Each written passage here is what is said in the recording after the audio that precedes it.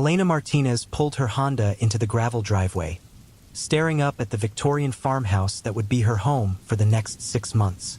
The paint was peeling from its weathered clapboard siding, and several shutters hung at odd angles. But the price had been right for a graduate student's budget. She'd found it through a university housing board, a steal for someone willing to house-sit in rural Oregon, while the elderly owners spent winter in Arizona. The isolation hadn't bothered her when she'd signed the lease over video call. In fact, she'd welcomed it. After the messy breakup with Daniel and the stress of defending her thesis proposal, solitude in the Cascade foothills seemed like exactly what she needed to finish her dissertation on Pacific Northwest folklore. She grabbed her laptop bag and the first box of books from her back seat, fishing the house key from the lockbox by the front porch.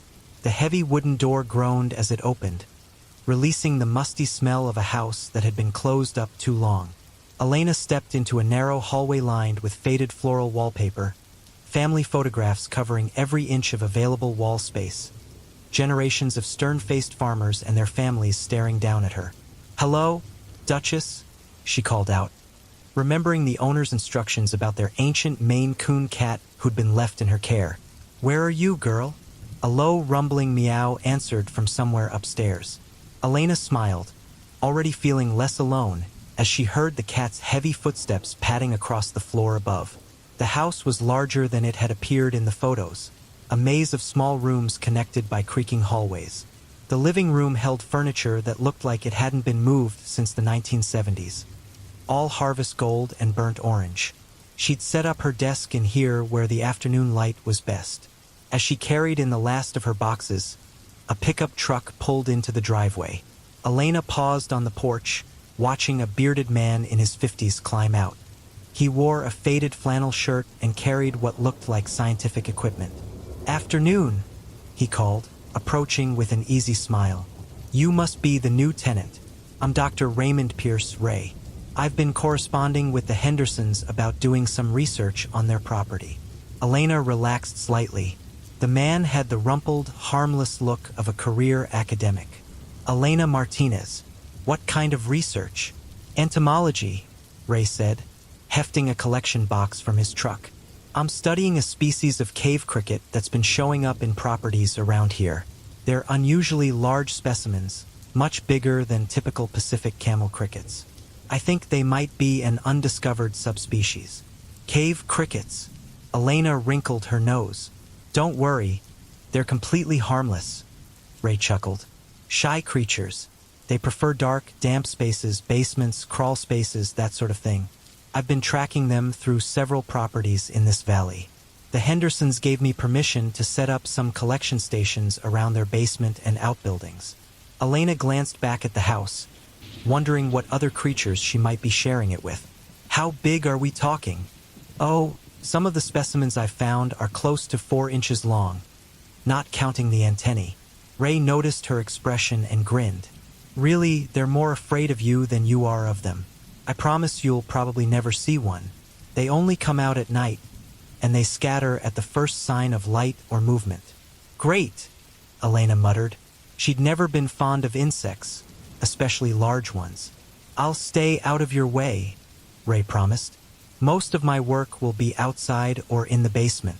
You probably won't even know I'm here." Elena nodded reluctantly. She needed to focus on her dissertation, not worry about some professor crawling around looking for giant crickets.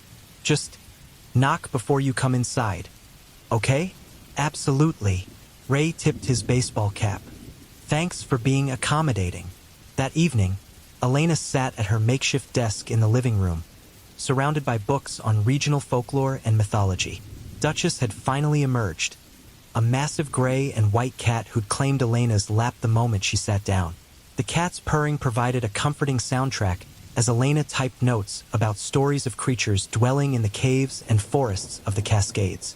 She was deep in reading about indigenous legends when a sound made her look up. A soft scratching seemed to be coming from somewhere in the walls. Duchess's ears perked up, and she stared intently at the baseboard near the stairs. "Must be mice," Elena murmured, scratching behind the cat's ears. "Good thing I have you." But Duchess didn't move to investigate like a proper Mauser should. Instead, She pressed closer to Elena, her purring taking on an anxious edge. The scratching continued. Not the quick, light scurrying of mice, but something more deliberate, almost rhythmic. Elena tried to ignore it and return to her reading, but the sound seemed to follow along the baseboard, moving from room to room behind the walls. Around midnight, exhaustion finally drove her upstairs to the master bedroom. The scratching had stopped, and she'd managed to convince herself it was just the old house settling.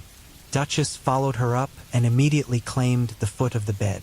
Elena was drifting off to sleep when a new sound jolted her awake. A loud thump from somewhere below, followed by what sounded like something heavy being dragged across the floor. Duchess was on her feet, back arched, staring at the bedroom door. Her fur stood on end, making her look twice her already impressive size. "What is it, girl?" Elena whispered, reaching for her phone's flashlight. The service was terrible out here, but the light still worked. Another thump, then another. It sounded like it was coming from the kitchen. Elena's heart began to race as she remembered Ray's talk of large insects in the basement. But crickets couldn't make that much noise. Could they? She slipped out of bed and crept to the top of the stairs, Duchess staying close to her ankles.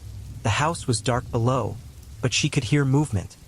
A wet sliding sound, like something being dragged across linoleum. Elena descended slowly, her phone's light cutting through the darkness. The sounds were definitely coming from the kitchen. She moved through the dining room, past the collection of antique china in the hutch, until she could see into the kitchen. The back door stood wide open. Her blood chilled. She was certain she'd locked that door before bed. She approached carefully, listening for any sign of an intruder. The kitchen appeared empty, but something was wrong. The floor gleamed wetly in her flashlight beam, and there was a smell, earthy and organic, like rich soil after rain. Elena moved to close the door, and that's when she saw them. Tracks, not footprints, but long smears across the linoleum, as if something had been dragged. Multiple trails led from the back door to the basement stairs. Whatever had made them had left behind a glistening residue that reflected her light. Her hands shook as she locked the back door and backed away from the basement entrance. Every instinct told her to get out of the house, but where could she go? Her car keys were upstairs, and the nearest neighbor was miles away. A sound from the basement made her freeze. A soft clicking, like dozens of tiny claws on concrete. Elena ran. She raced upstairs, slamming the bedroom door behind her and dragging a chair in front of it. Duchess huddled on the bed, eyes wide and alert. Elena grabbed her phone, but there was no signal. She'd have to wait until morning and drive to town for help. The clicking sounds grew louder, and now she could hear them moving through the walls again. But these weren't the soft scratches from earlier. This was the sound of many creatures, moving with purpose. Around 3 a.m., Elena heard the basement door creak open. She pressed her ear to her bedroom door, listening as the clicking moved across the kitchen floor. There were dozens of them, maybe more. The sound reminded her of rain on a roof, but harder, more deliberate. They were in the living room now. She could hear them moving among her books and papers, and she imagined her research being scattered and destroyed by whatever creatures had invaded the house. Duchess suddenly hissed, staring at the bedroom window. Elena turned her flashlight toward the glass and nearly screamed. Something was pressed against the window from outside, a pale, segmented shape easily 3 feet long. Its body was translucent white, and she could see dark organs pulsing beneath its skin. Where its head should be was a cluster of what looked like sensory organs, twitching and probing at the glass. It wasn't alone. Another appeared at the corner of the window, then another. They seemed to be testing the glass, looking for a way in. Elena backed toward the bed, her mind struggling to process what she was seeing. These weren't crickets, they were something else entirely. Something that belonged in caves far beneath the earth, not crawling across the surface. The creatures at the window suddenly scattered, and Elena heard why. Car tires on gravel. Someone was coming up the driveway. She rushed to the window and saw Ray's pickup truck. The professor climbed out, carrying what looked like collection equipment and a powerful flashlight. Elena pounded on the glass, but he was already walking toward the house. "Don't go in there!" she screamed, but her voice was lost behind the glass. She watched in horror as Ray approached the front door. The creatures in the house had gone silent, but she knew they were still there, waiting. Ray disappeared around the front of the house. Elena heard the front door open and close, then his voice calling out, "Hello? Elena? I saw lights and wanted to check." His words were cut off by a wet, sliding sound, followed by a brief, strangled cry. Elena slumped against the window, tears streaming down her face. She was trapped in this room while those things roamed the house below. And now Ray, a soft tapping at the bedroom door made her freeze. "Elena!" Ray's voice came from the hallway, but something was wrong with it. The words came too slowly, with strange pauses between syllables. "Elena, are you in there?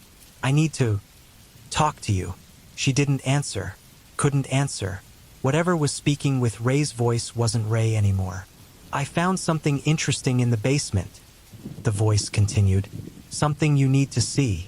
These creatures, they're not what I thought they were." The doorknob turned slowly. Elena backed toward the window, still clutching Duchess. The chair she'd placed against the door scraped across the floor as the door opened. Ray stood in the doorway, but his movements were all wrong. His head tilted at an unnatural angle, and when he smiled, Elena could see something pale and segmented writhing behind his teeth. "They're collectors," Ray said, his voice gaining that same wet, sliding quality she'd heard downstairs. "They've been gathering specimens for a very long time, adding to their collection." More shapes moved in the hallway behind him, the pale, translucent creatures she'd seen at the window. They climbed across the walls and ceiling, their sensory organs twitching as they focused on her. "You study folklore," Ray continued, taking a step into the room. "You know the old stories about things that live beneath the earth. The stories are all true, Elena, and now you get to become part of them." Elena hugged Duchess tighter and closed her eyes, remembering a story her grandmother had told her about creatures that stole people away to underground kingdoms. She'd always thought they were just fairy tales. The last thing she heard was the soft clicking of dozens of tiny claws on wood, growing closer.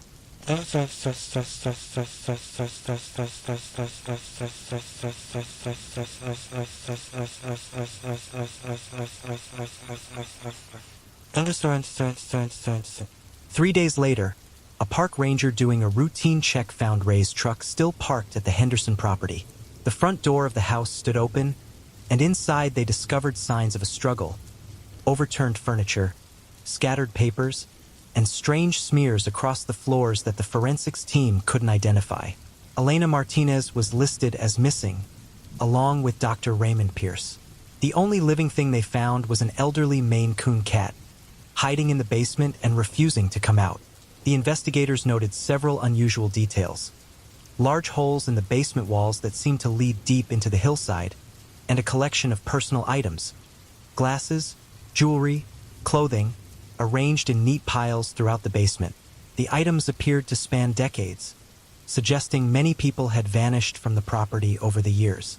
But the strangest discovery was a series of carvings on the basement walls, primitive figures that seemed to show people being led into caves by tall, pale creatures.